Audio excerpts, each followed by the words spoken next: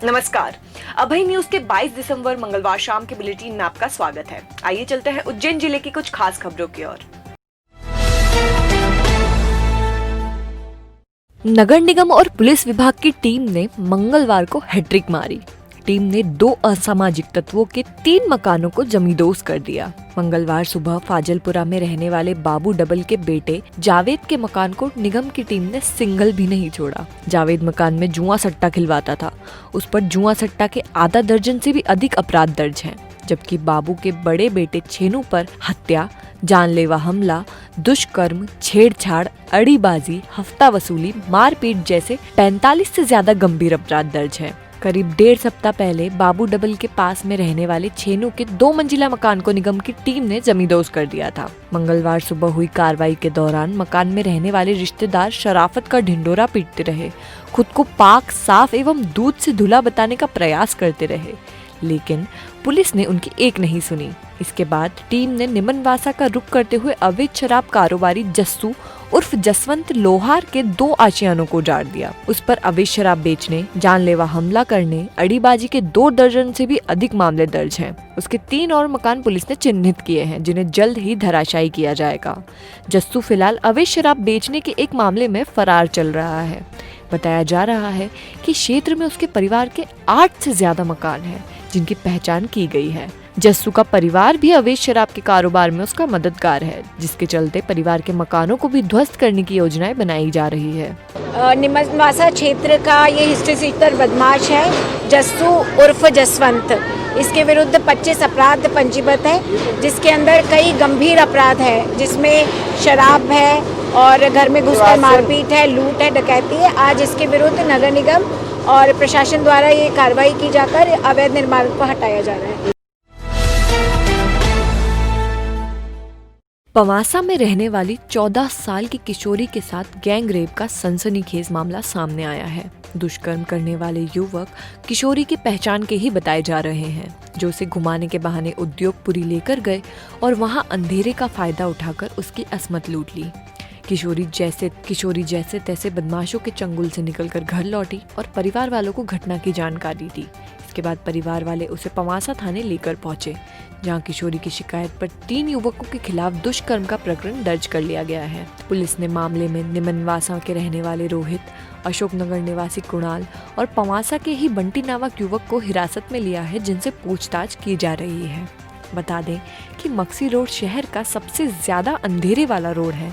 यहाँ युवती और महिलाएं बिल्कुल सुरक्षित नहीं हैं। इसी के चलते पिछले दिनों मक्सी रोड की महिलाओं ने यहाँ सुरक्षा बढ़ाए जाने के लिए कंट्रोल रूम पर एसपी सत्येंद्र कुमार शुक्ल को ज्ञापन सौंपा था। हालांकि पुलिस ने महिलाओं की सुरक्षा के मद्देनजर निर्भया गाड़ी को फिर से शुरू कर दिया है।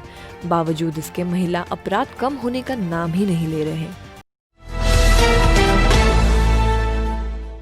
खाद्य विभाग की टीम ने 2 बेकरी पर छापामार कार्रवाइयां की हैं। जूना सोमवारिया रिंग रोड पर संचालित राजा बेकरी में खाद्य विभाग की टीम को 5 क्विंटल सरकारी नमक मिला है। यहाँ वन्या सरकारी नमक से टोस्ट बनाए जाते हैं। खाद्य विभाग की टीम ने टोस्ट के सैंपल भी ले लिए हैं। इसके साथ ही बेकरी में मिले नमक को खाद्य आपूर्ति विभाग की टीम ने जब्त कर बेकरी को सील कर दिया है। बेकरी संचालक मंसूर अहमद ये नमक कहां से लाता था, इसके बारे में पूछताछ की जा रही है। सरकारी नमक को बेचने के पूरे सर्कल के बारे में पता लगाया जा रहा है। राजा बेकरी के बाद टीम ने इस क्षेत्र में संचालित चांदनी बेकरी में तबिश दी। इस दौरान बेकरी में बेहद गंदगी मिली, जिसे देखकर टीम हैरान रह गई। गंदगी और दुर्गंध के बीच बनाए जा रहे टोस्ट को आम जन को बेचा जाता है, जो कि स्वच्छता के मानकों के ठीक विपरीत है। टीम ने यहाँ से सैंपल लिए हैं। जिला प्रशासन इस बेकरी को भी सील करने की तैयारियां कर रहा है। आज खाद्य एवं औषधि प्रशासन विभाग की टीम अपनी रूटीन जांच के दौरान और खाद्य पदार्थों की जांच हेतु एक राजा बेकरी और चांदी बेकरी पर हमने आज कार्रवाई की है। चांदी बेकरी से टोस्ट और मैदा के सैंपल लिए हैं। राजा बेकरी पे आए हैं तो यहाँ पर थोड़ा चांदी बेकरी पर भी साफ़ सफाई पर्याप्त नहीं थी, उनको नोटिस दिया जा रहा है लाइसेंस की शर्तों के लिए। और राजा बेकरी पे हम देख रहे हैं तो यहाँ पे साफ़ सफाई तो है ही नहीं, इसके अलावा कुछ यहाँ पे सरकारी नमक भी मिला हुआ है, जो सार्वजनिक वितरण प्रणाली से बनाया जाता है। और करीब 5 कुंटल जो इनका है बन्या करके नमक है, जिसके बारे में इनके पास ना तो कोई अभी बिल इन्होंने अभी तक प्रस्तुत किया है। बता रहे हैं कि किसी किराने की दुकान से ही लेके आते हैं, उसके हम आगे जांच करेंगे। हरि फाटक मार्ग स्थित जमीन को अंदर की ओर दर्शाकर रजिस्ट्री कर राजस्व की हानि पहुंचाने के आरोपों के चलते वरिष्ठ उप पंजीयक शैलेंद्र सिंह दंटोतिया को सस्पेंड कर दिया गया है। आईजी पंजीयन सुखबीर सिंह ने ये कार्रवाई की है। महिदपुर के भाजपा विधायक बहादुर सिंह चौहान ने वाणिज्यिक कर विभाग के प्रमुख सचिव को शिकायत की थी कि उप पंजीयक शैलेंद्र सिंह दंटोतिया ने 10 फरवरी 2020 को ग्राम नानाखेड़ा स्थित कृषि भूमि का मूल्यांकन 3 करोड़ 17 लाख की रजिस्ट्री नानाखेड़ा इंदौर रोड से कर क्रेता मोहन वासवानी निवासी गीता कॉलोनी के हित में की, जबकि ये जमीन नगर निगम उज्जैन के अंतर्गत हरि फाटक मार्ग पर है। इसमें महामृत्युंजय द्वार रोड एक गाइडलाइन में रजिस्ट्री नहीं कर करोड़ों रुपए के राजस्व की हानि शासन को पहुंचाई है। राम निवास नारंग, यश नारंग, लव नारंग, प्रतीक्षा नारंग, एकता नारंग आदि द्वारा मोहन वासवानी को जमीन बेची गई थी, जिसकी रजिस्ट्री में स्थान दूसरा दर्शाकर राजस्व को हानि पहुंचाई गई थी। निलंबन का आदेश तो शासन से आया है, अभी उसमें जांच होगी, उसके बाद ही पता चलेगा कि शिकायत में उनको निलंबित किया गया है। किस प्रकार का मामला है? कुछ नहीं, ये तो निलंबन आदेश में नहीं लिखा, सिर्फ राजस्व हानि का लिखा हुआ है और कुछ नहीं लिखा है। महाकालेश्वर मंदिर परिसर में चल रही खुदाई अब पुरातत्व विशेषज्ञों की निगरानी में होगी। इसके लिए पुरातत्व विशेषज्ञों की कमेटी भी बना दी गई है। यह कमेटी खुदाई कार्य की निगरानी करेगी और यदि यहाँ कोई पुरातत्व सामग्री मिलती है तो उसे सुरक्षित करने का काम भी यही कमेटी करेगी। खुदाई में मिले मंदिर के अवशेषों को बिना क्षति पहुंचाए प्रकट करने के लिए ये कमेटी व्यवस्था भी करेगी। ऐसे पुरातत्व सामग्री को सहेजा जाएगा। शहर में पुरातत्व उत्खनन के लिए राज्य शासन ने केंद्र सरकार को प्रस्ताव भेज दिया है। इस प्रस्ताव में गढ़कालिका और वेश्य टेकरी के साथ महाकाल क्षेत्र को भी जोड़ेंगे। इस संबंध में मौखिक चर्चा हो गई है। प्रस्ताव पहुंचने के बाद उत्खनन शुरू करने के लिए अन्य प्रक्रिया पूरी की जाएगी। शहर में 1962 के बाद पुरातत्व उत्खनन नहीं हुआ है। हजारों साल पुरानी संस्कृति और सभ्यता के पूर्वावशेष जमीन के भीतर ही है। 1937-38 में पहला उत्खनन हुआ था, आखिरी 1962 में। इस दौरान पाई गई पुरातत्व सामग्री से कानीपुरा में बौद्ध स्तूप और गढ़कालिका में प्राचीन बसाहट के अवशेष मिले थे। 24 खंबा पर भी उत्खनन हुआ था। इससे 2600 साल पुराने जीवन के चिन्ह प्राप्त हुए थे। पुराविदों का कहना है कि पद्मश्री स्वर्गीय डॉक्टर वी श्री वाकड़कर और विक्रम विश्वविद्यालय के पुराविदों द्वारा शहर और जिले में किए गए पुरातत्व सर्वों में 3000 से 4000 साल पुरानी सभ्यता के पूर्वावशेष संग्रहित हो चुके हैं। ये बात सही है कि हमारे यहाँ उज्जैन ये हजारों साल पुरानी नगरी है और एक्सकेवेशन की अर्थात उत्खनन की बहुत संभावना है और उत्खनन को लेकर के सरकार बहुत गंभीर है। भारत सरकार भी गंभीर है, मध्य सरकार भी गंभीर है। ऐसे में उत्खनन की उस अवस्था में राज्य सरकार पुरातत्व विभाग के विशेषज्ञों की मदद से अगर ये उत्खनन कराएगी तो उज्जैन के पुराने इतिहास में बहुत पर्दा जो पड़ा हुआ वो खुल के सामने आएगा और हमारे लिए एक तरह से उज्जैन की वो नई संस्कृति हमारी जानकारी में आएगी, जिसके आधार पर उज्जैन के हम पुरातात्विक उम्र डिसाइड कर सकते हैं। अभी तक जो पुरातत्व अवशेष यहाँ प्राप्त हुए हैं वो लगभग 4000 साल से पुराने हैं, लेकिन उज्जैन तो हजारों साल पुरानी है और अब नई नई टेक्नोलॉजी आ गई, नए संसाधन आ गए, नए यंत्र आ गए, तो एक बार नए परिप्रेक्ष्य में उत्खनन होना चाहिए। तो 3 स्थानों के बारे में मैंने रिकमेंड किया है, पुरातत्व कार्यालय, जिला कार्यालय और विक्रम विश्वविद्यालय, दोनों विभाग मिलकर के राज्य सरकार के माध्यम से भारत सरकार तक ये प्रस्ताव पहुंचाने वाले हैं, जिसके माध्यम से पुरातत्व की खुदाई का दोबारा एक प्रोग्राम बन के आएगा। फैशन का नया पता, glamour beauty salon, cosmetic shop और गोल्डन सिटी फैशन ज्वेलरी, जो आपके लिए लेकर आए हैं एक ही स्थान पर फुल ब्राइडल पैकेज, जिसमें शामिल है bridal makeup, air brush makeup, bridal lehenga और ज्वेलरी। ब्राइडल लहंगों की विशाल श्रृंखला जो किराए पर उपलब्ध है। फैशन ज्वेलरी एवं ब्राइडल ज्वेलरी की श्रृंखला भी किराए पर उपलब्ध है। इसके साथ ही समस्त ब्रांडेड कॉस्मेटिक उचित दाम पर उपलब्ध है। हमारा पता 7 मिर्जा नईम बेग मार्ग, उज्जैन। एक और बंटी बबली द्वारा किसानों को ठगने का मामला सामने आया है। ताजा मामले में बंटी बबली ने दर्जन भर किसानों को 25 लाख की चपत लगाई है। दाऊद खेड़ी में रहने वाले दारा सिंह चौधरी, मान सिंह, कमल सिंह सहित करीब 1 दर्जन किसानों से हाटकेश्वर में रहने वाले महेश और उसकी पत्नी संतोषीबाई सांवलेचा ने महंगे रेट में फसल खरीदने के नाम पर ठगी की है। इसके लिए दोनों ने हाटकेश्वर कॉलोनी में किराए का मकान और गोडाउन भी लिया। किसानों से शुरुआत में खरीदी गई फसल का समय पर भुगतान किया गया। विश्वास जमने पर किसानों से एक साथ पूरा गेहूं और सोयाबीन लेकर रफू चक्कर हो गए, जिसकी कीमत करीब 25 लाख रुपए है। मामले में नीलगंगा थाना पुलिस ने बंटी बबली यानी महेश और संतोष बाई के खिलाफ धोखाधड़ी का प्रकरण दर्ज कर लिया है, जिनकी तलाश की जा रही है। आरडी-गार्डी अस्पताल का एक और काला कारनामा सामने आया है। सिटी प्रेस क्लब पर आयोजित प्रेस वार्ता में बापूनगर में रहने वाले शिवलाल खांडपा ने आरोप लगाया है कि उनके पिता भेरूलाल की पिछले सप्ताह तबीयत बिगड़ गई थी, जिसके बाद उन्हें आरडी-गार्डी अस्पताल ले जाया गया था, जहां आधे घंटे के भीतर ही उनकी मौत हो गई थी। बावजूद इसके सिटी स्कैन, एक्सरे और कोरोना की जांच के नाम पर उनसे हजारों रुपए की वसूली की गई। बगैर जांच के ही पिता को कोरोना बताकर शव देने से इनकार भी कर दिया गया। प्रबंधन ने मौत के 6 घंटे बाद शव सौंपा। मोतीनगर स्थित शमशान में शव का चेहरा दिखाने तक के लिए अस्पताल कर्मचारियों ने 1000 रुपए वसूल लिए। शिवलाल ने प्रबंधन पर शव के साथ छेड़छाड़ करने का भी आरोप लगाया है। उसके बाद मैं 5 मिनट बाद पैसे अंदर लगे, कोरोना करेंगे, कोरोना जांच करेंगे, डेट हो गई थी उनकी। उसके बाद भी बोल रहे थे कोरोना की जांच हुई, हमारा कुत्ता नाराज नहीं था, चले गए। पर 5 मिनट बाद आके बोलते कि राधा की डेट हो गई। जो जमा गया मैं गेट पे, तो बोले भेरूलाल जी ने हमसे पैसे नहीं दिए, हमारी गाड़ी नहीं बोले किसी ने। पीछे गेट से गया मैं, जब डेड बॉडी बाहर निकल वहाँ गया, वहाँ जाकर पूछा तो डॉक्टर लोग वहाँ तो बोले भेरूलाल जी ने हमसे डेड बॉडी नहीं है हमारे पास। मांगी उनकी बाड़ी जब नहीं दी। चेहरा दिखाने के पैसे किसने मांगे थे? नगर निगम के किस कर्मचारी मास्क लगा रखा था। नाम उसका नाम भी नहीं मालूम। नाम तो सर पापा की डेट हो गई, तो वो गाड़ी पड़ी, हमारे को तुमका खाने आपके चेहरा देखना था। कितने पैसे लिए उनने? 1000 रुपये के सर, चेहरा दिखाने के। हाँ सर, और वो भी दूर से देखा, हमारी भतीजा शमशान घाट पे। जी सर। 500 तो कौन सी उसमें लाए थे उनको? गाड़ी काश में लाए थे? गाड़ी पूरी कवर में पेट थी पापा की। गाड़ी शमशान में रवाना करी थी आरडी से त्रिवेणी घाट पे लेके गए।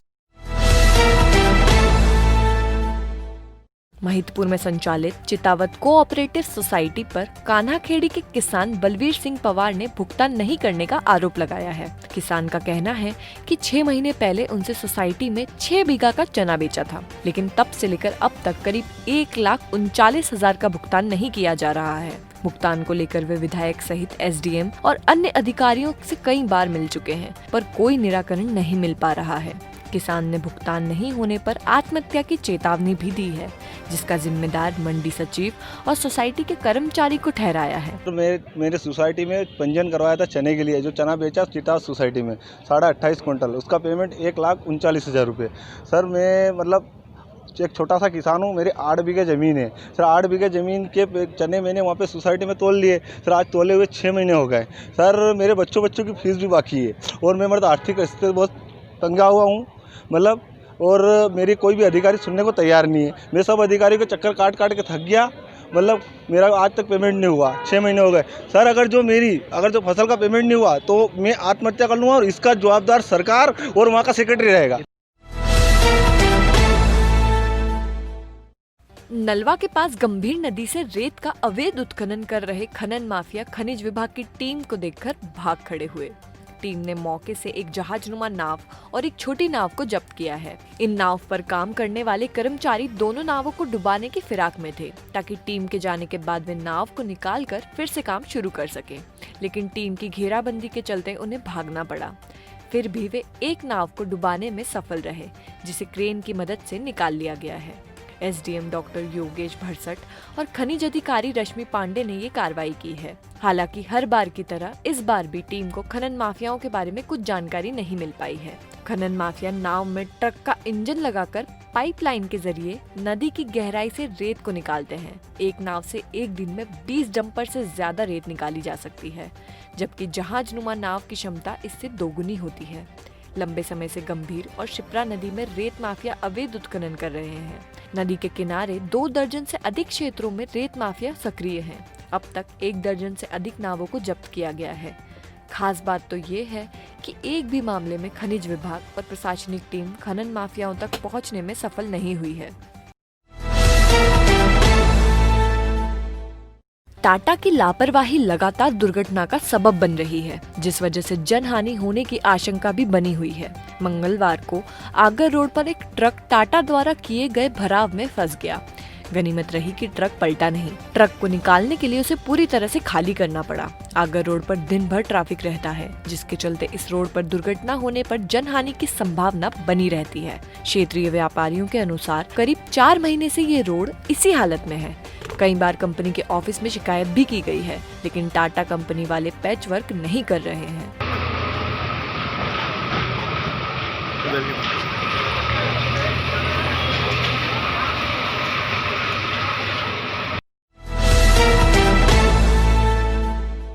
खबरें दे दनादन के प्रायोजक है आरके क्लब एवेन्यू। सभी सुख सुविधाओं से लैस, फिर भी आपके बजट में आपका अपना आशियाना। योगेश्वरी टेकरी में रहने वाली 19 वर्षीय युवती के अपहरण का मामला सामने आया है। युवती के भाई ने कोतवाली थाना पुलिस पर सुनवाई नहीं करने का आरोप लगाया है। महाकाल मंदिर में SIS कंपनी की महिला सुरक्षा कर्मी से छेड़छाड़ का मामला सामने आया है। महिला ने कंपनी के ही सिक्योरिटी गार्ड पर आरोप लगाया है, जिसकी शिकायत इंदौर ऑफिस में की। जिन दक्षिण विधानसभा में उच्च शिक्षा मंत्री डॉक्टर मोहन यादव ने 3 वार्डों में जन संवाद कार्यक्रम में हिस्सा लिया। कार्यक्रम के दौरान मंत्री ने आम जन से विकास मॉडल को लेकर राय ली। SP ने जिले में अपराध नियंत्रण के लिए सभी थाना प्रभारियों और वरिष्ठ अधिकारियों की बैठक ली, जिसमें आवश्यक दिशा निर्देश। बिजली कंपनी इन दिनों बगैर मीटर रीडिंग के मनमाना बिल दे रही है, जिसे लेकर शहर वासियों में नाराजगी। अब देखते हैं देश की कुछ बड़ी खबरें।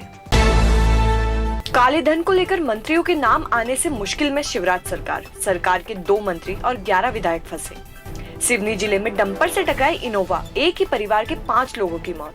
इंदौर में 10 से ज्यादा निजी और सरकारी बैंक सील। मुंबई के पब में कोरोना नियमों की उड़ाई धज्जियां, 34 पर FIR। बॉलीवुड गायक गुरु रंधावा, रैपर बादशाह, सुजैन खान थे पार्टी में शामिल। PM मोदी को सर्वोच्च अमेरिकी सम्मान, राष्ट्रपति ने लीजन ऑफ मेरिट से नवाजा। उपभोक्ताओं को 24 घंटे बिजली उपलब्ध कराने के लिए सरकार ने जारी किए नियम। अगर वितरण कंपनी विद्युत उपभोक्ता अधिकार नियम के अंतर्गत मानक सेवा उपलब्ध नहीं कराएंगी तो देना होगा जुर्माना। वित्त मंत्रालय सरकारी company shipping corporation of India में बेचेगा अपनी 63.7% हिस्सेदारी।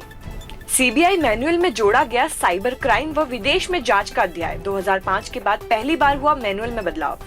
कोरोना का आया बड़ा भाई, 6 देशों में हड़कंप, 70% ज्यादा तेजी से फैल रहा है स्ट्रेन।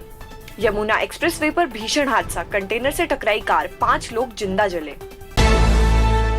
शानदार दावत, जानदार मेहमान नवाजी, स्वादिष्ट भोजन, तीनों का संगम चाहिए तो चले आइए king Club family restaurant. Wifi, stage, music और साउंड भी उपलब्ध है यहाँ। घर से बाहर घर सा माहौल। किंग क्लब पर परिवार के साथ एक बार जरूर आए। स्वादिष्ट भोजन के साथ साथ सुविधाओं का आनंद लें। Birthday party, kitty party, business meeting, हर तरह के कार्यक्रम के लिए बेहतर माहौल। King Club family restaurant, C1/5, Mahakal Vanijya Kendra, Dewas road.